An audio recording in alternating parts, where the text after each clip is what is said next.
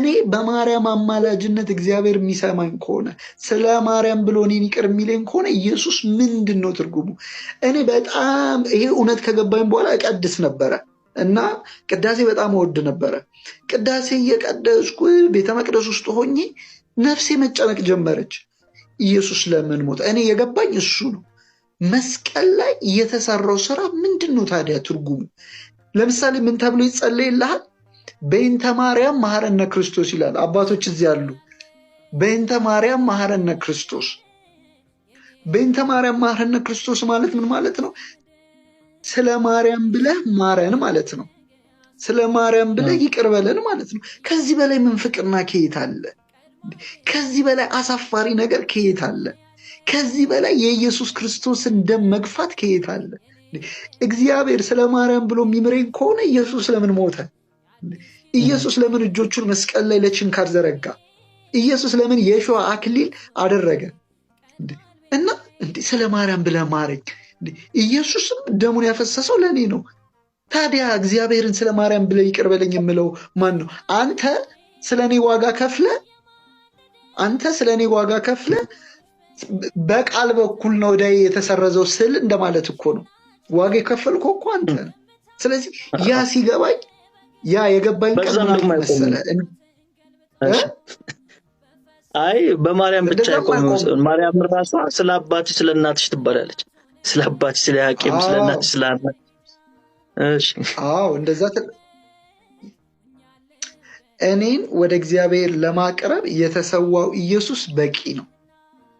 እኔን ከእግዚአብሔር ጋር ለማስታረቅ የፈሰሰው ደም በቂ ነው። እግዚአብሔር በኢየሱስ ደም ረክቶ እኔን ከተቀበለኝ እኔ ለምንድን ነው ሌላ መንገድ የምፈልገው?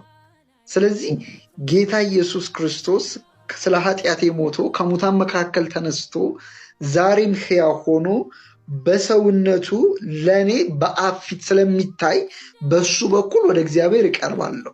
ስለዚህ ደሙ ትኩስና ሕያው፣ ሊቀ ካህንነቱ ደግሞ ዘላለማዊ ስለሆነ ሌላ መካከለኛ አያስፈልገኝም የሚለውን እውነት መንፈስ ቅዱስ አበራልኝ፣ መንፈስ ቅዱስ ገለጠልኝ። ያኔ ነው እንግዲህ ይህንን እውነት ተረድተን ከዚህ እውነት ጋር መቆም የቻልነው እና በዚህ ላሉ ወዳጆቻችንም በቃ ጸሎታችንም ይሄ ነው።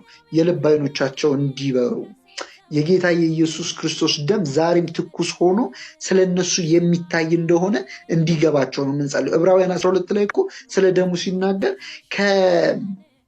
ከአቤል ይልቅ የሚሻለውን የሚናገር ደም ነው የሚለው አይደለም? ከአቤል ይልቅ የሚሻለውን የሚናገር ደም ነው የሚለው። ስለዚህ ደሙ ስለኔ ይጮሃል፣ ደሙ ስለኔ ይናገራል፣ ደሙ በቂ ነው። ሌላ መካከለኛ አያስፈልገኝም። ቀጥለን ደግሞ እናነሳዋለን። የጥንት የኦርቶዶክስ አባቶች ደግሞ መካከለኛቸው ኢየሱስ ብቻ ነበር። እሱንም እናነሳዋለን። እሱም በጣም አግዞናል። ወደኋላ ተመልሰን የጥንት የቤተክርስቲያን አባቶች ትምህርት ስለ ኢየሱስ አማላጅነት ምንድን ነው የሚለው ከመጽሐፍ ቅዱስ ጋር የሚስማማው የሚለውን እሱንም እናነሳዋለን እና ይሄ እውነት እንድንገዛ ረድቶናል። መካከለኝነቱ ከተቃውሞ በላይ ልባችን ላይ ስፍራ የያዘ፣ ከሚሰድቡን ሰዎች በላይ መካከለኝነቱ ልባችንን አሞቀው፣ ከሚቃወሙ ሰዎች በላይ መካከለኝነቱ ክብር ሆነን፣ ከሚነቅፉን ሰዎች በላይ መካከለኝነቱ ሕይወት ሆነን እና ያኔ ነው ከሐሰት ከሚነገርበት ቤት አንኖርም ብለን ደግሞ የወጣ ነውና ከዚህ እውነት ጋር የተስማማ ነው የሚለው እውነት ነው። ተወግዘን ሳይሆን አውግዘን ነው እንደሚለው ቃል እንደዛ ብለን ወጣ። ናቲዬ እንዴት ነህ? እኮ እንደዚህ አይነት ኦርቶዶክስ ነው የምወደው።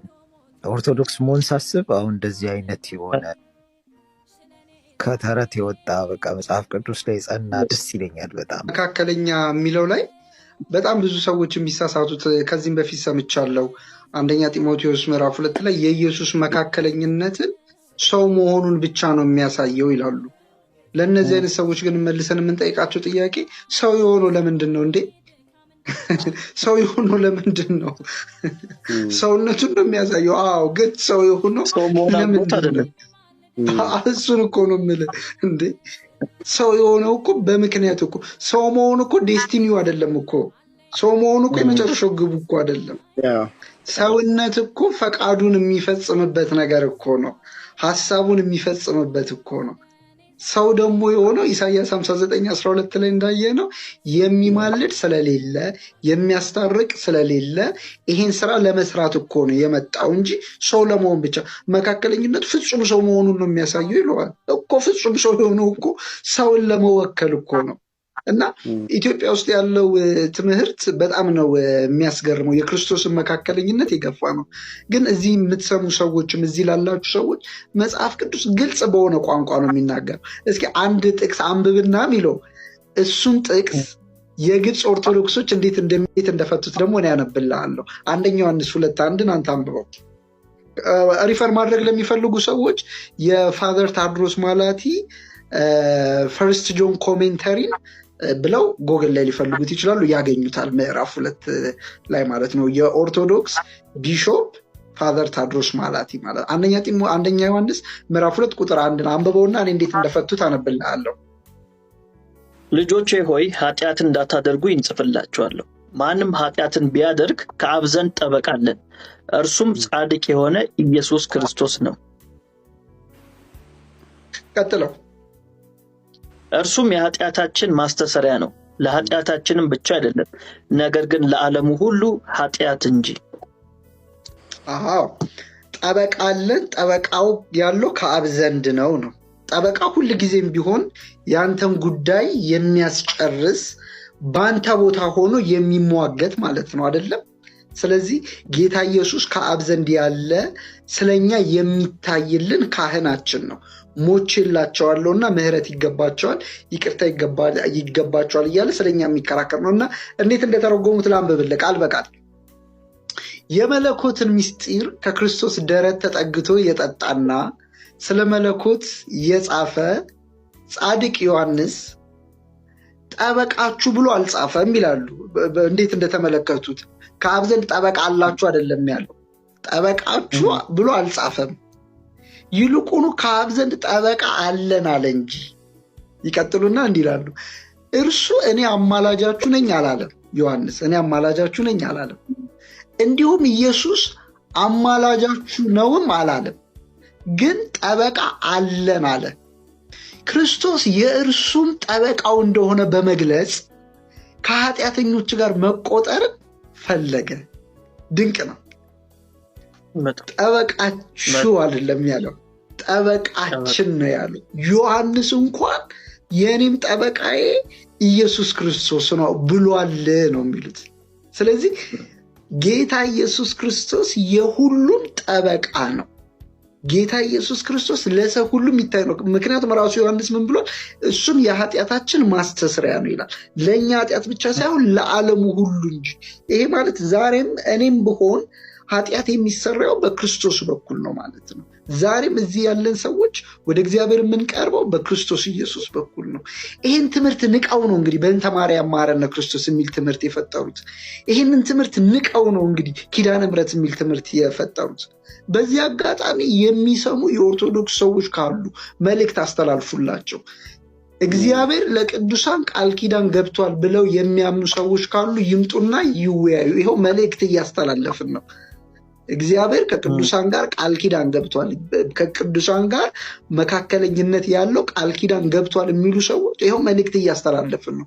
ይምጡና ከኛ ጋር ይወያዩ። የመጽሐፍ ቅዱስን ትምህርት የጥንት የቤተክርስቲያን ትምህርት የሚናገረው በእኛና በእግዚአብሔር መካከል ያለውና ስለኛ የተሾመው ጠበቃ ኢየሱስ ነው። ሁሉም በሰማይ ያሉ ቅዱሳን እየዘመሩ ሲሆን ኢየሱስ ግን ስለኛ እየታየ ነው።